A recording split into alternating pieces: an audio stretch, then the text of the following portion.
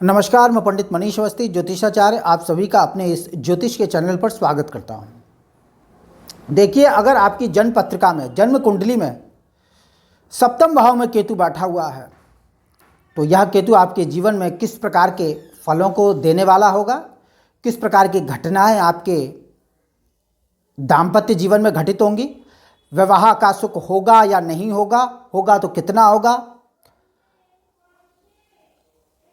और रोजगार व्यापार में सप्तम भाव का केतु किस प्रकार से आपको प्रभावित करने वाला होगा।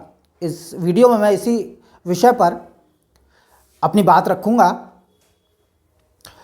तो यह वीडियो आपके लिए बहुत आवश्यक है क्योंकि विवाह जीवन का सबसे महत्वपूर्ण पहलू होता है स्त्री या पुरुष के लिए, और इस विषय में जानकारी होना अभीष्ट है, जरूरी है। देखिए, लग्न भाव यानी जन्म पत्रिका का प्रथम भाव, प्रथम, द्वितीय, तृतीय, चतुर्थ, पंचम, षष्ठ, सप्तम भाव जीवन साथी का भाव होता है। स्त्री के लिए पुरुष का भाव पति का भाव और पुरुष के लिए स्त्री का यानी पत्नी का भाव माना जाता है। पहले हम इस भाव को समझते हैं कि इस भाव से मूलतः किन विषयों का विचार किया जाता है, फिर केतु क्या फल दिखाएगा इस पर चर्चा करेंगे। यह आवश्यक है आपको समझने के लिए। देखिए, सप्तम भाव से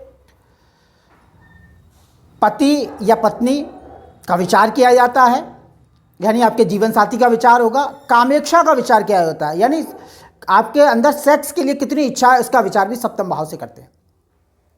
विवाह सुख का विचार सप्तम भाव से किया जाता है। विदेश यात्राओं का विचार भी यदा कदा सप्तम भाव से करते हैं। वैसे विदेश यात्राओं का जो भाव होता है वह द्वादश भाव होता है, लेकिन सप्तम से भी विदेश यात्रा का विचारण किया जाता है।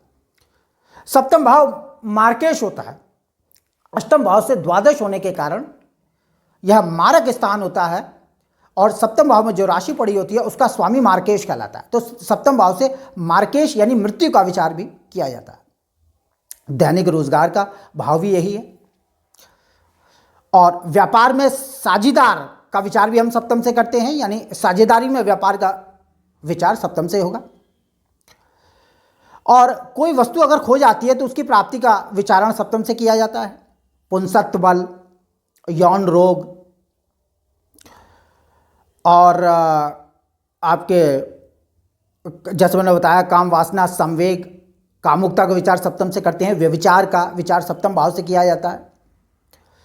दाम्पत्य सुख का विचार और संबंधों में पति पत्नी के साथ साथ बाबा का विचार और नानी का विचार सप्तम से किया जाता है। बाबा का इसलिए से क्योंकि यह पिता का भाव होता है, दसम भाव, और यहाँ से दसम सप्तम भाव पिता के पिता का होता है, यानी बाबा का होता है। और नानी का विचार इसलिए कहते हैं क्योंकि चतुर्थ भाव माता का होता है, और माता की माता यानी चतुर्थ से चतुर्थ सप्तम भाव नानी का होता है। और नाना और दादी का विचार हम लोग लग्न से करते हैं। तो कहने का मतलब यह है कि इन सभी विषयों का विचार हम सप्तम भाव से करेंगे। व्यक्ति सचरित्र होगा या आचरणहीन होगा, उसके जीवन में वैधव्य की घटना घटित होगी, स्त्री के जीवन में पुरुष विदुर होगा या नहीं होगा, इन सभी विषयों का विचार मूलतः सप्तम से किया जाता है, और थोड़ा सा अष्टम भाव का भी इसमें विचार किया जाता है। परंतु हम सप्तम भाव में केतु के फल का विचार करने वाले हैं इस वीडियो में। वीडियो को ज़्यादा लंबा नहीं ले जाऊंगा मैं। तो सप्तम भाव से इन सभी विषयों का विचार किया जाता है और तमाम विषयों को सम्मिलित किया जाता है। यह प्रमुख विषय है। देखिए, सप्तम भाव विवाह का प्रतिनिधि भाव है, कारक भाव है। शादी का सुख का विचार सप्तम से ही किया जाएगा। सप्तम भाव से जीवन साथी के रूप, रंग, स्वास्थ्य, धन और एक दूसरे को सुख देने की क्षमता का विचार किया जाता है। और अगर सप्तम भाव यानी सप्तम भाव में शुभ ग्रह बैठा हो, सप्तमेश यानी सप्तम भाव में जो राशि पड़ी हो उसका स्वामी ग्रह, और सप्तम भाव का कारक पुरुष के लिए शुक्र और स्त्री के लिए गुरु अगर अच्छी स्थिति में है तो निश्चित रूप से दाम्पत्य का अच्छा सुख होगा। सप्तम भाव में शुभ ग्रह बैठे हों, शुक्र, बुध, चंद्र, गुरु, तो सप्तम भाव के जितने भी फलादेश मैंने बताए हैं, जो विषय मैंने बताए उनकी वृद्धि होगी, निश्चित रूप से वृद्धि होगी। और साथ में सप्तमेश यानी सप्तम भाव में जो राशि पड़ी है उसका स्वामी ग्रह शुभ स्थान में बैठा हो, केंद्र में हो, कोण में हो, धन में हो, लाभ में हो, पराक्रम में हो, तो भी उसके शुभत्व में और वृद्धि होगी। और सप्तम भाव का जो कारक माना गया वह पुरुष के लिए शुक्र होता है। अगर शुक्र बहुत अच्छी स्थिति में बैठा हुआ है, जन्मपत्रिका में केंद्र में, कोण में, अपनी उच्च राशि मीन में बैठा हुआ है, अपनी स्वराशि वृष तुला में है, तो निश्चित रूप से विवाह का बहुत अच्छा सुख प्राप्त होता है। स्त्री के लिए गुरु को और मंगल को विवाह सुख का कारक मानते हैं। अगर गुरु मंगल अच्छी स्थिति में, विशेषतः गुरु, तो निश्चित रूप से स्त्री को विवाह का उत्तम सुख प्राप्त होता है। जैसे मान लीजिए यहाँ पर सिंह राशि पड़ी हो और सप्तमे सूर्य हो और वह शुभ स्थान में बैठा हो, केंद्र में हो, कोण में हो, धन में हो, लाभ में हो, पराक्रम में हो, और सूर्य अपनी उच्च राशि मेष में बैठा हो या सिंह राशि का हो या स्वक्षेत्र में बैठा हो, तो निश्चित रूप से स्त्री या पुरुष का विवाह किसी उच्च कुल में होता है, प्रतिष्ठित परिवार में होता है, किसी राजनीतिक घराने में विवाह संपन्न होता है, धनी मानी परिवार होती है ससुराल, और विवाह का उत्तम सुख प्राप्त होता है। कहने का मतलब यह है कि सप्तमेश जिस स्थिति में आएगा, कारक जिस स्थिति में होगा, निश्चित रूप से आपके विवाह को प्रभावित करेगा। अगर सप्तमेश यानी यहाँ जो राशि पड़ी है उसका स्वामी छठे, आठवें या 12वें में चला जाए या अपनी नीच राशि में चला जाए, सूर्य के साथ पूर्णतः अस्त हो जाए बराबर के अंशों पर, विवाह सुख का नाश होता है। अब हम बात करते हैं सप्तम भाव में केतु हो तो क्या फल मिलता है। देखिए, पहले ही मैं स्पष्ट कर दूं कि सप्तम भाव में केतु की बहुत अधिक प्रशंसा नहीं की गई है। सप्तम भाव का केतु विवाह में बाधा देने वाला होता है, विवाह में विलंब कराता है, देरी कराता है, पति या पत्नी को मिलने में विघ्न और रुकावट देता है, इसमें कोई संदेह नहीं है। सप्तम भाव में अगर केतु हो तो वीर्य से संबंधित बीमारी देता है, यौन रोग की संभावना प्रबल हो जाती है। सप्तम भाव का केतु जीवन साथी के साथ लड़ाई झगड़ा व कलह क्लेश की उत्पत्ति करता है, क्योंकि यह मूलतः पापग्रह है। जीवन साथी को रोग देता है, बीमारी देता है, जीवन साथी दुर्बल, रोगी, और कभी कभी कई मामलों में देखा जाता है कि जीवन साथी दुष्ट स्वभाव का मिलता है, अप्रिय आकृति का होगा, बुरी शकल सूरत का होता है, या शकल सूरत अच्छी हो तो उसके गुण अच्छे नहीं होते फिर। और कभी कभी यह देखा जाता है कि सप्तमस्त केतु जिनके होता है उनका विवाह विच्छेद होने तक की संभावना केतु उत्पन्न कर देता है।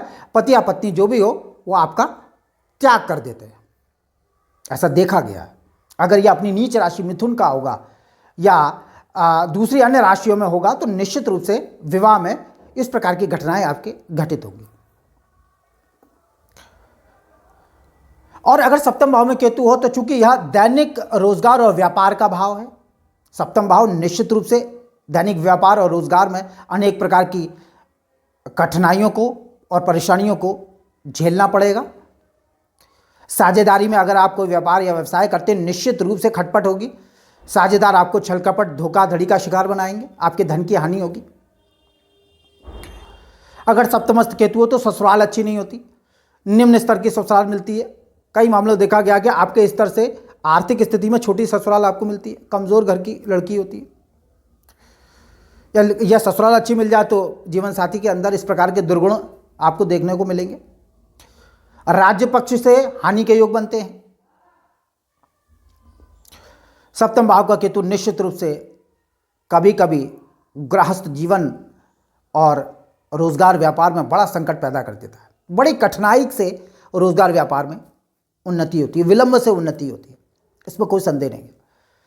कहने का मतलब यह है कि सप्तम भाव का केतु विवाह और रोजगार व्यापार के लिए बहुत शुभ नहीं होता है। हाँ, यह अलग बात है कि अगर यह अपनी उच्च राशि में होगा, धनु में होगा, मीन में होगा, स्वराशि मीन मानी जाती है केतु की, या बुध की राशि कन्या पर होगा तो निश्चित रूप से बहुत सीमा तक शुभ फल देने वाला होता है, इसमें कोई संदेह नहीं है। धनु राशि का केतु हो तो एक से अधिक प्रणय संबंध या विवाह की संभावना भी उत्पन्न कर देता है, परंतु सुख मिलता है।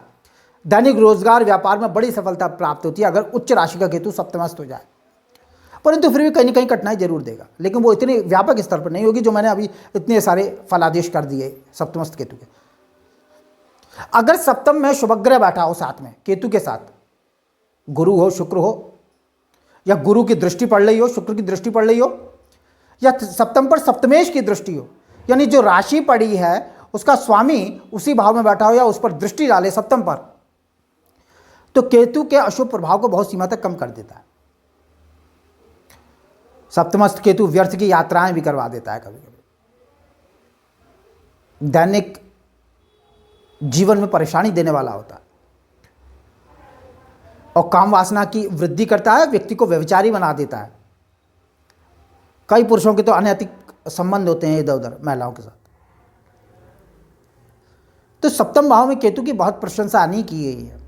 यह विवाह और दाम्पत्य जीवन, यात्रा, इन सभी मामलों में आपके लिए परेशानी का हेतु बनता है। तो अगर सप्तम भाव में किसी के केतु है तो निश्चित रूप से उसकी शांति करनी चाहिए। विवाह के लिए अच्छा नहीं होता केतु। कुंडली मिलान कर ही विवाह करें, जल्दबाजी में विवाह न करें। जन्म पत्रिका में भी नाड़ी और भकूट, इनका दोष नहीं बनना चाहिए जन्म पत्रिका मिलान में। यह नहीं है कि 18 गुण मिल गए तो आप विवाह के लिए हामी भर दें। 18 गुणों में नाड़ी और भकूट के गुण निश्चित रूप से सम्मिलित होने चाहिए।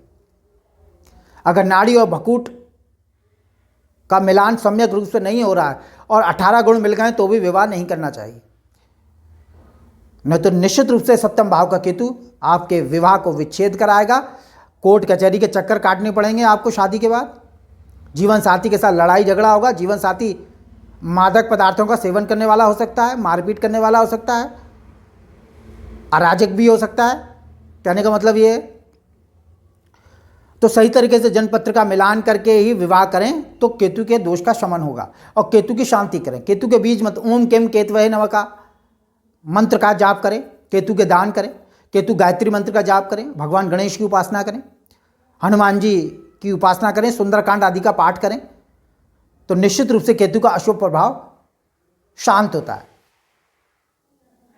कहने का मतलब यह है कि सप्तम भाव के केतु के कारण विवाह और रोजगार व्यापार में समस्याएं आती हैं, तो इनके निराकरण की यथाशक्ति कोशिश करनी चाहिए।